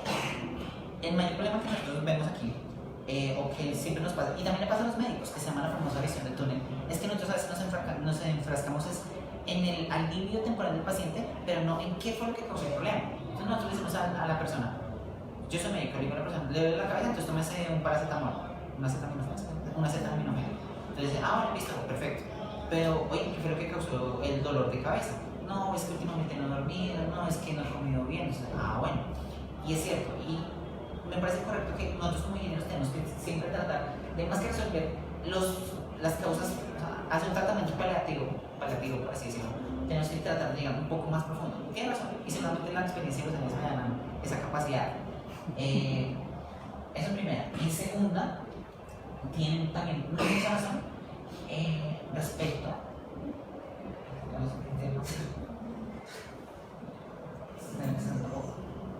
Tiene razón, la parte de denuncias, pues no es un problema. Ya me acordé. Esto es una rama muy reciente. Porque, ¿cuál es lo que nos ha sospechado hasta ahora? O sea, lo que nos ha más impactado. Nosotros hablamos con psicólogos y decimos, bueno, pero ¿usted cómo hace para la identificación del niño? Dice, no, pues yo sigo un test o sigo una escala. Dice, bueno, ¿y qué escala es esa? No, yo hago esto, y siguen sus detalles, y siguen sus cosas, y bien. Pero cosas de sistemas hay muy pocas. Y entonces cuando uno se encuentra con ¿qué hay de sistemas? Dicen, no, es que un ingeniero de sistemas nos hizo este muñequito. Entonces este muñequito, la psicóloga habla en un cuarto, y entonces la cámara toma la cara de la psicóloga, y entonces lo transforma en un muñequito. Entonces la niña piensa que está hablando con un muñequito. Y pero pues es que eso es una ingeniería muy básica, eso es software. Y no está mal, es un buen acercamiento. Pero un problema complejo como eso tiene que tener soluciones un poco más profundas. ¿Y cómo hacemos nosotros para llegar a esas soluciones profundas?